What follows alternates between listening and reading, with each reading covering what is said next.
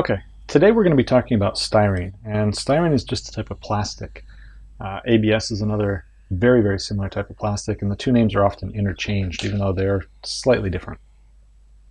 Now, here we have just a sample piece of sheet styrene. This is a 1.5 millimeter thick piece.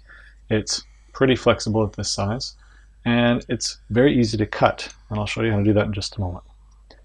Now here we have another example type of styrene, and this is just a square rod. And then we also have another type, which many of you have probably seen before if you've ever built a plastic model, or certain hard body RCs come with some pieces on what we call a sprue. And this is just another type of plastic that we can use. Sheet styrene comes in a variety of thicknesses. Here we have a piece that's essentially like paper. And we have all the way up through to something that's about 2 millimeters thick, and this is much stiffer. You can see it has a much larger arc to its bending. And we even have a clear form of sheet styrene in varying thicknesses, but usually not super thick with the clear styrene. Now, to cut a piece of styrene, it's a pretty simple thing. Here we have our sample piece from before. All we really need to do is to score the piece with a single line. It doesn't have to be deep. And then we just go back over that line a couple of times. And then all we have to do is just bend it at that score line, and it snaps into a nice, clean, even break. And usually just a quick little touch with a piece of sandpaper on that edge, and you wouldn't even know that that's the specific spot where you cut it. Now, something like the rod styrene, obviously we'd have to use something a little bit more advanced than that. Something like a small saw will often work, but you can, with enough patience, use an X-Acto knife and cut through and eventually score it, but I don't recommend doing it that way. Now, for our purposes, there are a number of different things that are made out of this type of plastic that we're going to work with. And one of those things we have here, this is a Tamiya hard shell semi-truck body. This happens to be the Ford that they have, and we'll do something with this in just a moment for a different way of cutting styrene. And we also have a Land Rover D90 panel van, there's no windows back here, style body, and we'll do something with this in just a moment for a different way of cutting styrene. Now, there's a lot of videos for cutting styrene that are on YouTube and other places, and they go into much more detail than we're going to cover here, but I just wanted to show you a couple of quick things, and then you can go searching for some of the other videos. Gluing styrene, to glue two pieces together, there are a number of different materials, so if you wanted to glue this into, say, a T-shape here, there are various glues, but the main idea that you want to have with the glue that you're using is it's actually going to perform a weld. So it will melt this edge of the plastic and a little bit of the face of the plastic. And then when it dries, you've actually got plastic melted to plastic. Now, it won't affect the opposite side if you have a thick enough piece. And it won't eat through too much. It melts just the surface of it, and then it bonds the two together. There are other ways to hook these together. Some people use all of these leftover scraps that we have, and they actually melt them down with a similar type of that glue. And then they use that sort of melted styrene as a way of gluing other pieces of styrene together. And what that basically does is a similar effect to using the glue to weld the pieces together, but what you're using instead of glue welded to plastic is you're using plastic welded to plastic. And they also use that as a filler material. So if you're putting two pieces together and you have a slight gap, they'll use that to fill in that gap, so it's all plastic and not two pieces of plastic and a bunch of glue in between. Now, I mentioned that there were other ways to cut through styrene. Certainly scoring is the cleanest method, but if you have a certain angle to something, it can be a little bit more difficult to score. If you have a very thick piece, like the plastic rod we were talking about, that can take longer to score, and I don't recommend it. You could use a saw, like I said. But my favorite tool to use for these kinds of things, where you don't have to be precise and where you don't mind coming back and cleaning up the edges later, is actually this. And what this tool is a Buffalo Therma knife. I'll turn it here so you can see. Now, the Buffalo Therma knife is actually a dental tool, and I happen to get it because I know a dentist who is cleaning out a bit of his inventory. And what this does is it has a knife blade. It isn't really it's not a sharp knife blade so much, but it's a lot like probably what many of you seen as a soldering iron. So we have two different leads here, and this tip heats up, and we have a very, shall we say, pointy, because it's not actually sharp, edge here, and we use that to cut through the styrene. And we have various temperature settings on the dial. Okay, so if we turn on our Therma knife, and as you can see, we've already cut through two sides of this. Now, the Therma knife is not a very efficient tool in terms of cutting quality, and it's also not a very efficient tool when it comes to electronics. So if there's a little bit of buzz or hum as we're using this, I do apologize. So all we need to do is just run down through this gap with the knife in repeated strokes, very much like we did when we scored the first piece. And it will just slowly cut through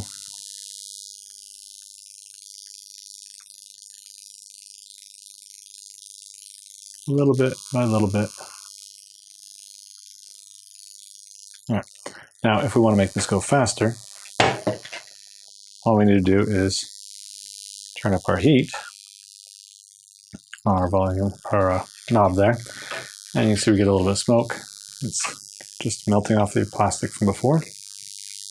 And now it should go much, much quicker as we go down through this gap. We're cutting through in a single pass almost now.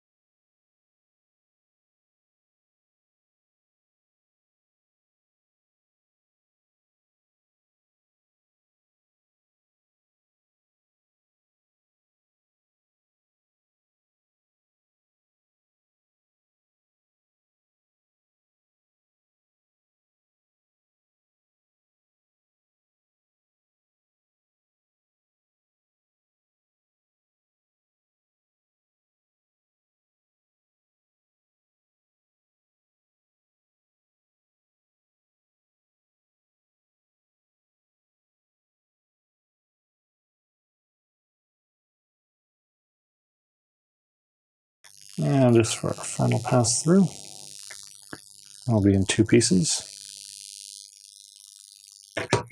There.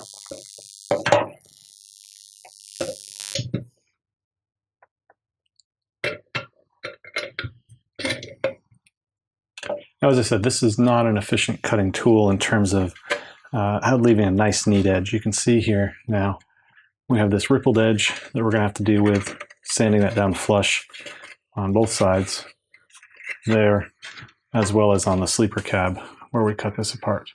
Now, I don't mind this in this particular case because I actually need to create a wall here on both sides to seal this off because we're not having them together in this fashion anymore. So that's okay in this particular case, and because it is such a thick piece of plastic, the hot knife is probably the best tool to use in this case because I have to do a lot of work to clean this up and create a wall here anyway. Okay, so what I have here are just really, really small drill bits, essentially. And these are meant for drilling PCB holes and other similar very, very small fine tip holes. So as you can see, this is extremely, extremely small. And what we're going to do with this is just drill a tiny, tiny little hole in the back door here. And these are very sharp, so I don't really need to have, as you can see, any other tool. I can just spin it with my fingers and it's gone right through. So we'll just give it a couple passes here.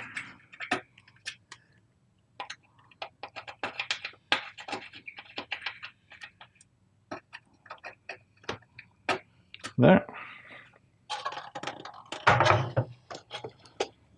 Okay, now what we're going to use to actually cut that door open is just ordinary sewing thread. So we're going to take that thread and we're going to try to run it down through this hole that we just made. It's a bit like threading a needle. Okay, so we've got that run down through there. And all I'm going to do is just grabbing a spare dead battery, and I'm just going to use that to wrap around the thread here just a few times so I have something to hold on to. Otherwise the thread will cut into your fingers a little bit, and we don't want to do that.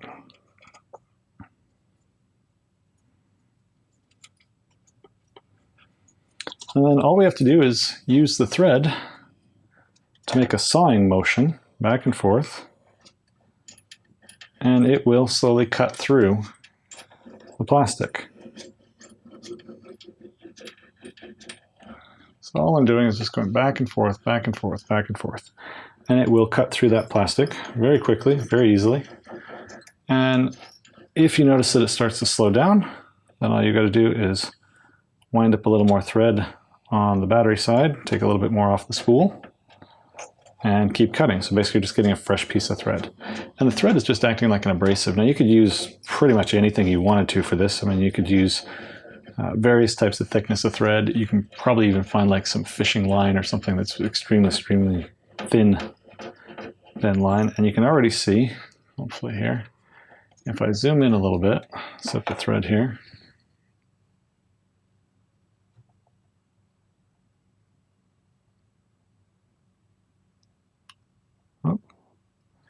You can see that we started the hole down here in the corner and the thread's already up here. So we've only taken a few moments and we've already been able to cut that far.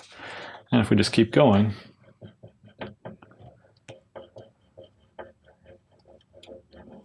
we'll be able to cut that door out really simply, really easily.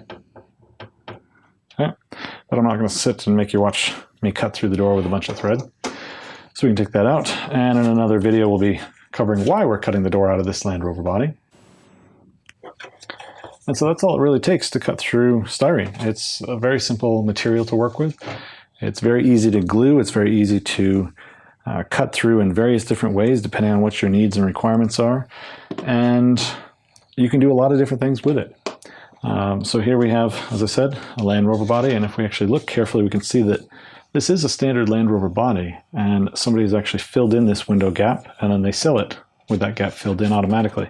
And if we look on the back side, you can see a little bit of example of how they have filled that and glued and sealed it so that we have the van body on the outside, nice and smooth. So like I said, there's hundreds and hundreds of videos on working with styrene. If you've been watching our Project Expedition build series, you'll see that we've handed the body off to Mr. RC Fanatic, and he covered the building of the bed of that already, and he'll be covering the other half of the body very shortly. And then we'll get it back to us so we can do some more work on Project Expedition.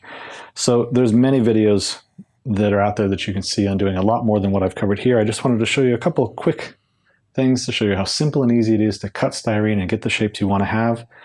And hopefully you'll do some more research and have a go at it.